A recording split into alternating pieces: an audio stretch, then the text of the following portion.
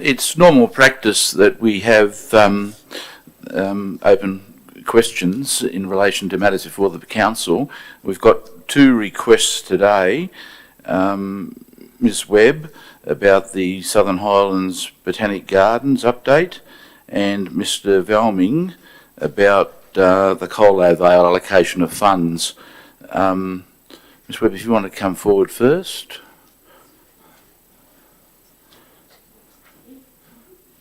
Be totally relaxed.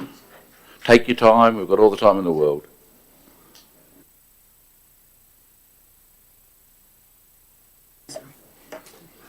The magic button. I just remind you, this is being webcast. Yep, okay. We did send through some papers and we thought they were being circulated, but they're currently being photocopied to give to you. So apparently they're just photocopying them, because I did need to refer to a couple of those. Would you like the gentleman to go first then? Yeah, that'd be good, because Yeah. our papers aren't here. You're the same scenario.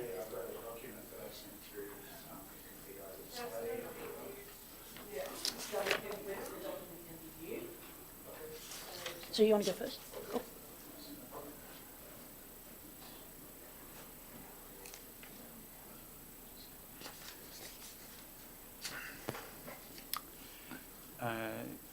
If you could zoom in, that would be great.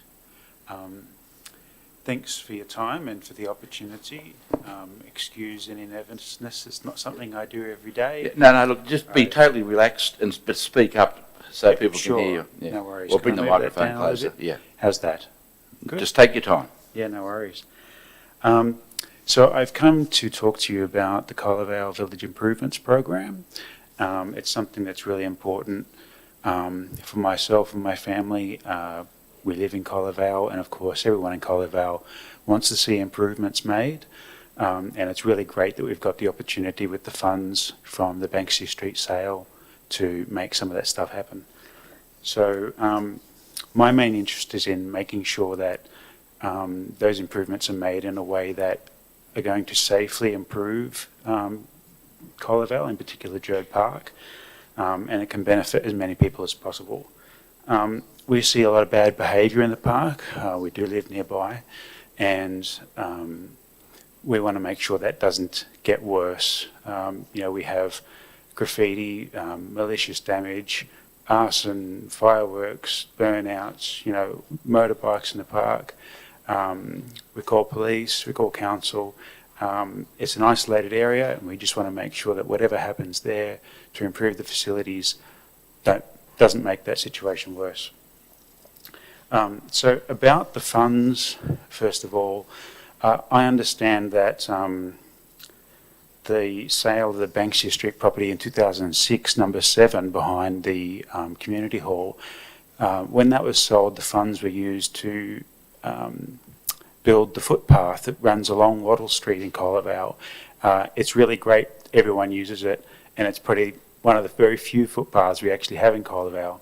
So that's a really good example of funding, whether it's infrastructure or whatever else, something that can benefit a cross-section of the community, not a small percentage, and something that's enduring that everyone can use for some time. So it would be good if we could replicate that in this opportunity. The background quickly of the consultation that's been done to determine how to spend that money is what I'm concerned about. So the bottom line is that around 15% of respondents out of 171 votes, 171 people out of, I think is around 2,000 people in Colau Vale, voted for a bike pump track, and another 15% for a skate park. And I don't take away from those people that they think that's the best thing for the town, and I'm sure for them it is.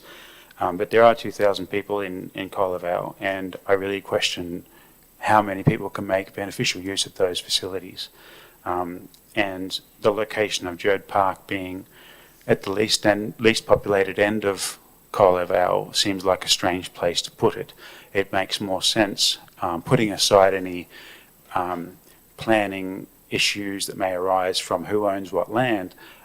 Railway Avenue as an alternative that's been raised is much closer to the populated area of Colavale, and actually it won in the vote. So I'll get onto that in a moment. But about the consultation approach, I do call into question the way that the council has conducted the consultation, or at least considers that the consultation is complete and is representative of Colavale as a village. A letter was sent out. I actually don't remember receiving the letter, but I'm told that it was to Colavale residents. And then there was an opportunity to go to the local markets on one day, and then there was a follow-up opportunity on Your Say Wingecarribee to put submissions and to vote. That's fine, and I don't expect council to be able to knock on everyone's door and find out what their opinion is, but it does need to be considered that the demographics of people who would be able to respond to that kind of thing is very particular. So elderly people are unlikely to go onto Your Say Wingecarribee and vote. They're also unlikely to get down to the markets on that particular day, and I missed the opportunity. I didn't know it was happening. So there's a lot of people, I think, who missed that opportunity. Also, it turns out that ideas relating to infrastructure were going to be discounted from the outcome. So if you're, for example, saying, I want better roads, then that isn't what they were looking for as answers. It was more things like assets, I think, is the words that you would use in council to describe things. So the bike pump track or the skate park are counted, but things like footpaths and roads, because their infrastructure, are not valid. And the people that I've spoken to in Colavale, so this is anecdotally, of course, are more interested in fixing the roads and having drainage. We don't have guttering in the town, only a very small percentage does. And so really those are the day-to-day issues that people are facing, and things like a skate park and a bike pump track are not top of mind. So the people I spoke to, they didn't know there was a vote, and they didn't know that fixing the roads was something we could do with this money. I need to talk quickly about the something that's in the agenda document for today's council meeting. There was a vote put on the Your Say Wingecarribee site to determine whether it should be in Jerd Park, this work for the skate park or bike pump track, or in Railway Avenue, which is at the entry to Colavale. And one has to assume, because there was a vote presented on Your Say Wingecarribee, that both sites were legitimate choices. And it turned out that 47 voted for Jerd Park and 57 for Railway Avenue. And now there's something bizarre about, there's a preface to these results in the agenda document that describes some interference in the voting from Bangladesh, believe it or not, where apparently 664 votes came from one IP address, one source, and that they would be removed from the results to cleanse it, and I guess that's reasonable. But one has to ask, how did someone from Bangladesh, from one IP address, vote 664 times? Doesn't that call into question the voting mechanism that's used on Your Say Wingecarribee? So putting that aside for a moment, I think that warrants more investigation. And to me, what does it mean for the rest of the votes that have happened on Your Say Wingecarribee? Is that a common occurrence? Shouldn't that be something that we try to eliminate? But also, and maybe more importantly for the outcome, for 57 people to vote Railway Avenue, and I say people, you don't have to have a real identity to sign up for this thing, and 47 for Jerd Park. Railway Avenue's won the vote, but the suggestion is we'll just go with Jerd Park anyway. Now, I don't understand that, because if there's any point of the consultation, it is to listen to the vote. Otherwise, it defeats the purpose.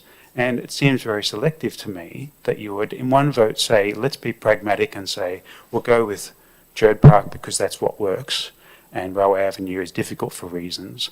Why is it okay on one vote to make a pragmatic decision and ignore what people have been consulted for, and in others it's not? That seems strange to me.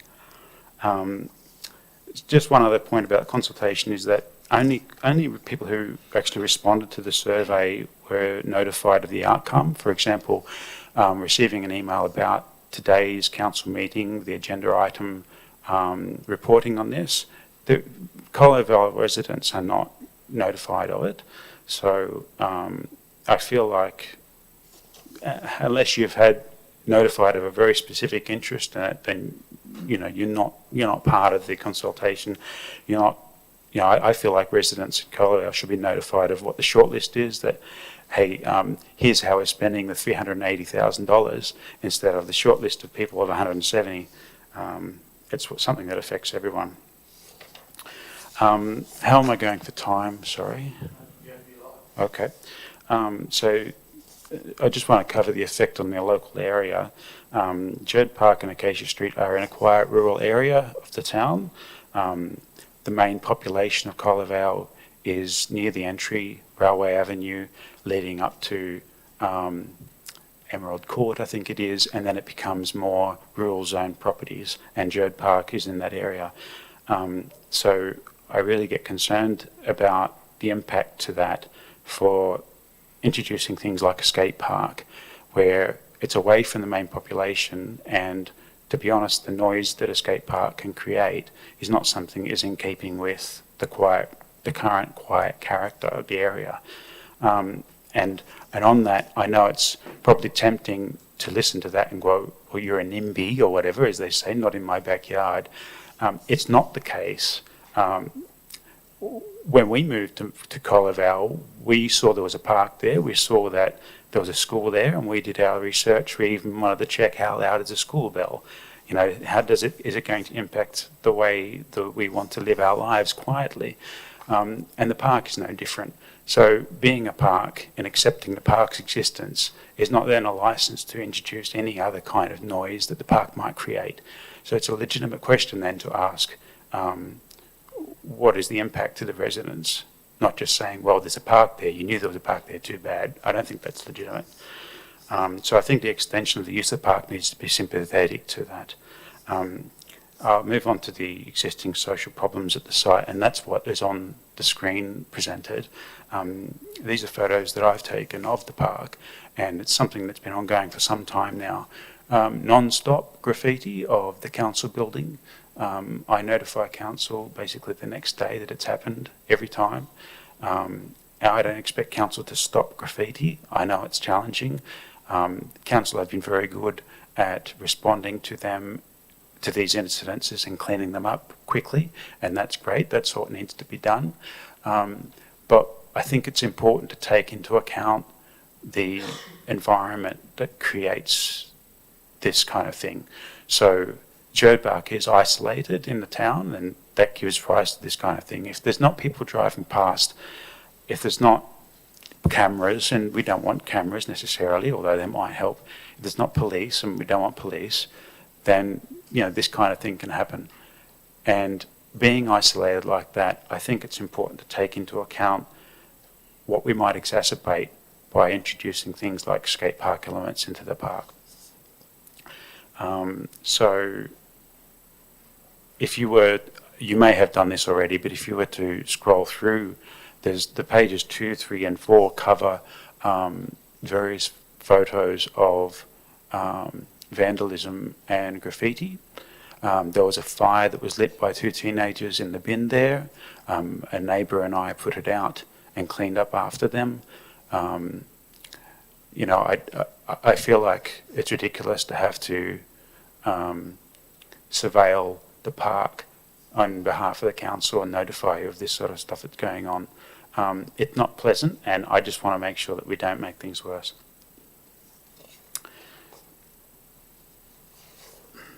So things like a skate park, they have their place, but an isolated spot like Jerd Park, where you've already got a problem with this kind of graffiti and damage, they ripped apart the perspex where you saw the graffiti there. They ripped apart the perspex in front of the toilets. A skate park is something like that to me. The bottom line is these were teenagers. They weren't elderly people. They're bored teenagers, and if you give them an isolated spot and they're bored and they've got nothing to do, that's what's going to happen.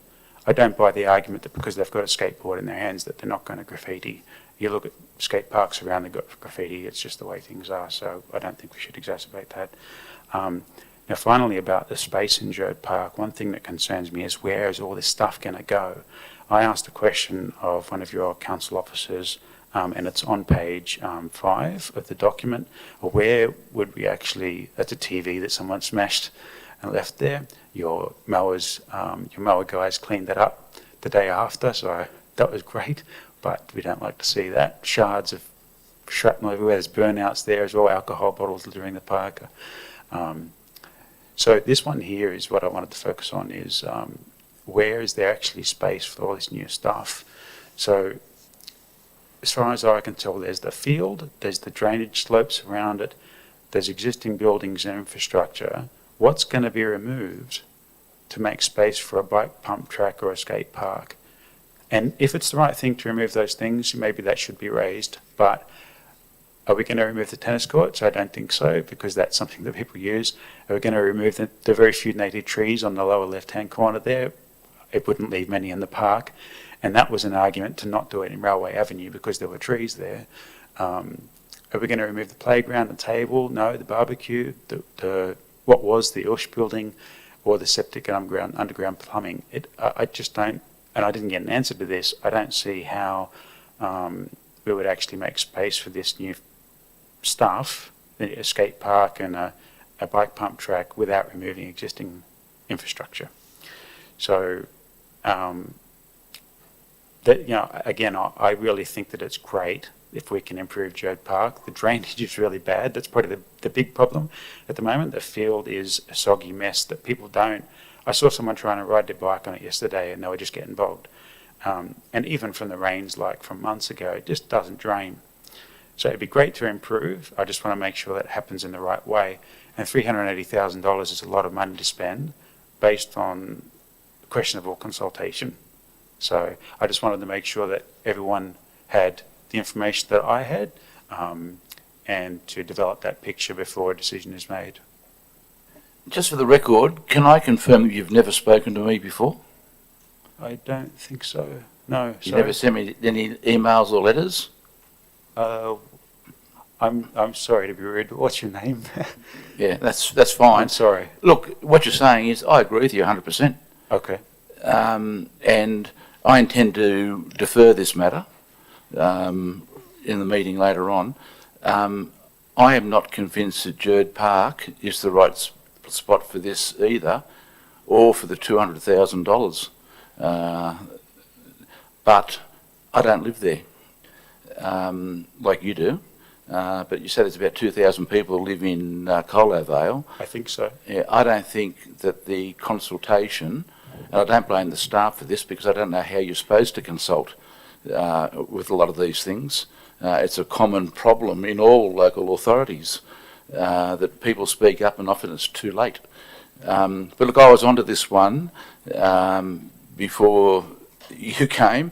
I'm actually having a community meeting out there in the first week of December, and I was proposing to raise it then. And if we have to have a public meeting after that, we have a public meeting, which I'd be happy to go to. Even looking to the future, the housing strategy doesn't provide housing to the west, it provides housing to the east. So the Station Street location is a better location in my view, but I emphasise I don't live there, and I don't want to build an expectation because it might end up in Jerd Park, but I want to hear more from the community what they want. In addition, I'm very sympathetic to the men's shed argument, and whether there's enough money in this recommendation. I often go to Bunnings in Mittagong and you see the Colo Vale men's shed people selling the sausages. That's right. This is an opportunity for us to help them to deliver something. So look, I'm going to defer it. So if you want to stick around, by all means, but if you want to go home... I have to get back to work. Yeah, well, But now thank look, you very thanks for coming along. I have had a few meetings out at Colo Vale, and I find that community group very good. Not that I don't find other ones. I think they all serve their purpose in communities. Yep. The council staff or myself don't have a mortgage on knowledge. and it's important we listen to local communities. So I'm going to defer it. It might go back in December, but more likely early in the new year. I don't think there's any urgency to spend the money, except maybe for the men's shed, because the price just keeps escalating. I don't think you'll find many people against helping the men's shed. Yeah. It's something that helps the community. I know that from my discussions out there already. Yeah. But look, go back to work in the knowledge that it's not going to get resolved tonight to put it in Druid Park. Okay, thanks for coming. Thanks for your time. Ta. Thank you. We're going over time for question time, but don't worry about it. The council meeting can start later.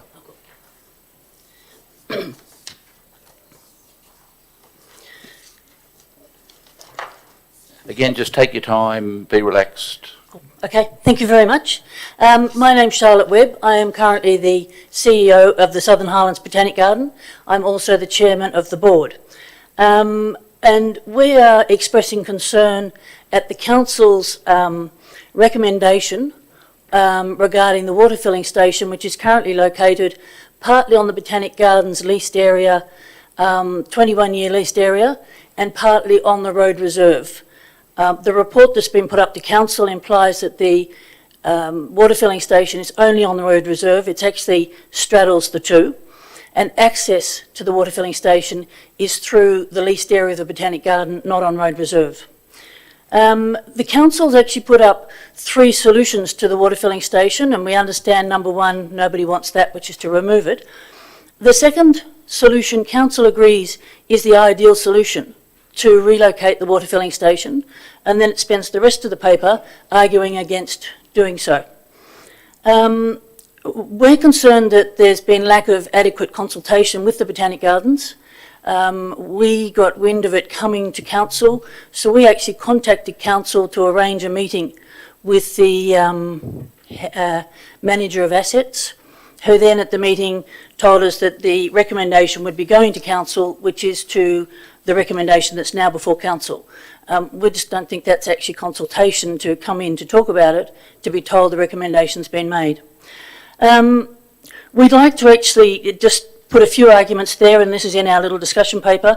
The item 1, which is that really, I've just covered that it's always been where it is. Council, when they actually provided a lease over the road reserve, understood that's where the water filling station was.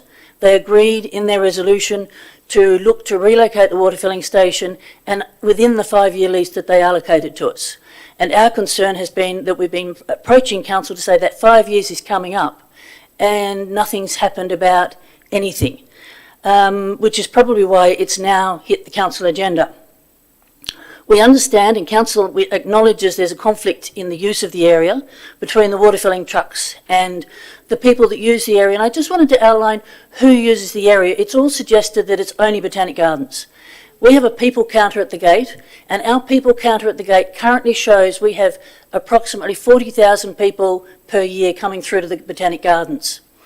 That doesn't include the people that are using for the walking track, running track, cycle track, that come there, park, and then go off on the cycle tracks, because it's a very good parking area to stage your heading off onto the track. There's one there and the other one's down at the pool. And they're really good places to then leave your car and off you go with your dogs, with your bikes.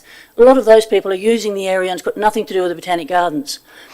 And recently the Botanic Gardens has actually entered into an agreement with 2 different community users, and we hope to enter into a whole lot more. We currently now host the Southern Highlands Botanic Gardens Park Run, and that's every Saturday morning, and they now have approximately 90 participants, runners, in that park run on a Saturday morning. That means that there's also the support group, the kids that come to watch their parents run, all of those sorts of things. They're using that area and they're setting off from the Botanic Gardens. And I just should refer you to the photograph that I've just asked them to circulate. And this is a photograph that we thought, well, we're putting something together today. We went and took that photograph yesterday, on Tuesday. And that's just an average Tuesday morning. So we have, on a Tuesday morning, we have approximately 40 to 50 volunteers that turn up to the Working Bee. And as you know, to get to the Botanic Gardens, pretty much you've got to come by car. So this is just a Tuesday morning photograph. That's not a Saturday morning photograph. The other group that we've entered an agreement with is the Vintage Car Group, and they now host their Vintage Car Group there in the car park every second Wednesday. And as a community facility, we see these sorts of activities in the Botanic Garden growing, where other people work out that they can actually hold something in the Botanic Gardens for their particular asset section of the community and host it. Now, the proposal that council is putting up is to actually halve the available parking area for the Botanic Gardens. And half of it will go to water filling trucks and half of it will go to the Botanic Gardens. And that will be delineated by bollards and markings and things. And you'll see this plan that the council at one stage sent us. You should have a copy of that in front of you, which is the council's design for how they would see the water filling station access work. And currently all that area is used by the Botanic Gardens parking and the walking track people and all the rest of them. And you can see they're actually suggesting bollards across half the area, and then they've carefully outlined the area that would be allocated to the Botanic Gardens or to community use of the area. And you can see that that basically comes down to about half the area. So we see that recommendation really in flying in the face of what is a developing community asset. The trouble is we understand council's got the issue, which is you've got two community assets or two council assets. You've got the water filling trucks and the community facility, which is growing in its use. With all of those people using the area, what's the best solution? And we find that the solution being recommended by council is to rule it off and say, this is it. This is what we're going to do. We're going to actually halve your area, and there's no progress forward, even though council acknowledges this isn't the best solution. The reason given, of course, is money, which we all know that's money. And for this, if the council was to do this, we would then have to raise probably similar money or more to actually develop the car park further, to be able to give us further car park, or there will have to be overflow car park and it'll all be on the roads. And we'll have to actually do roadside parking. At the moment, just about all parking that we need is on site, and we've just entered into an agreement with the Christian school, which is just a block or so away, to actually utilise their overflow parking for event days. So we just have an issue with the use of it and the development of it. The proposal to move the water filling station to the other side of the road was, council identified that. We last year put in an application for a grant, which would have accommodated that. We got the costing from council, the design from council, to actually put that into a grant, and council was quite happy to run with that and relocate the water filling station as long as we put in the grant. We actually can't see why council can't find a grant to put in itself, because I don't see why we have to put in the grant to then give the money to council to do it. And perhaps it's the sort of thing, which is probably what we're looking at, is can we not work together somehow to actually try and seek out some money to be able to shift the water filling station, rather than ruling it off, saying this is where it is and we're not going to close the road. Just an historical aside, the plans for the Botanic Gardens were actually paid for by the council. The council then, those plans went in to a DA. The council then approved the use of the Botanic Gardens with that as the concept master plan, with obviously all the DAs to come as each bit was, so it was a staged DA. But council did that, and then council then actually designed the car park that is in that plan. Council engineers designed that car park, and it included the road reserve. So if the road reserve is now not part of the area, that really has a great impact on the whole plans for the Botanic Gardens. And it means then instead of having so much garden, we're going to have to then leave a large area of road reserve, the parking area, and then parking for the Botanic Gardens to keep a lot of it on site will have to eat into what would become park area. So we have that as an issue. Currently we have the issue of the risk assessment, that the shared area, and we understand there should be, if the trucks are to stay, there should be some form of delineation. But as you can see in the plan, which you'd need time to have a look at what has been suggested to us, that all that does is you still get a lot of people walking back and forth through the area very close. You'll now have tankers, according to this plan, you'll have tankers, water filling tankers, driving within a metre of a public access pathway. People walking their dogs. We've already had one dog on a lead who ran out under a car and got run over. But it was on its lead, but one of those extendable leads. It is an issue in the area, and that was just in a vehicle. So you're now shifting the trucks even closer to the pedestrians. So we really have an issue with the whole idea, and we'd really like to ask council to reconsider their recommendation to, first of all, leave the water filling station there, but also to stop, to cease seeking to close the road reserve. We don't understand why the closing the road reserve and shifting the water filling station have to be related, because currently the water filling station, as I said to begin with, is not fully on road reserve. So if it was all on council land, what would the issue be in at least closing that section of the road while we try and move forward to work out some way to get money? So I think that's really our argument with you. Oh, just one further thing. I would like to extend an invitation to any council staff or members that would like to come along and have a look.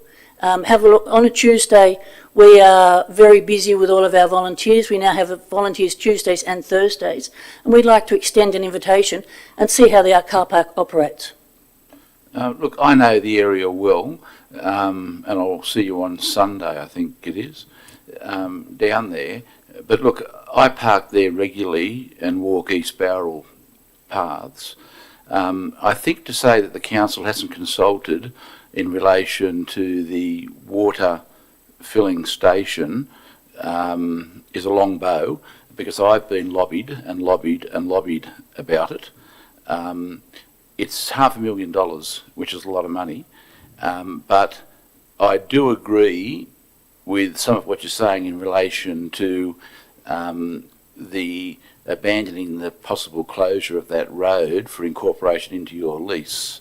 I don't agree with that, and I'll deal with that matter at council, but I'd like the officers, when it comes before council, to address some of the issues you've raised. It wasn't my understanding that some of the water filling station is within the leased area of the Botanical Gardens, but also I think to say you're going to lose half your parking, you've got a lot of parking still to the southeast. But look, I think we're probably able to meet each other halfway with a lot of this to keep it going, but there's no way that given the current constraints with the council and water, and that would have to be charged to the water fund, that I could agree to spending $500,000, but I think we can probably meet somewhere along the way, and I've already discussed it with the staff before. Thank you. That's actually what we're asking, to actually see if we can work something through with this. Well, I won't ask you whether you've discussed it with me, because I know you haven't, but many others have. Okay, so thanks for that, and you want to hang around, we'll just get a response from the officers about some of what you've said, but I think we'll probably be able to meet you some other way. Terrific. Thank you very much. Thanks. Look, I'm going to have a 5-minute adjournment. We'll start the council meeting at 3:45. That's okay, General Manager? Thank you.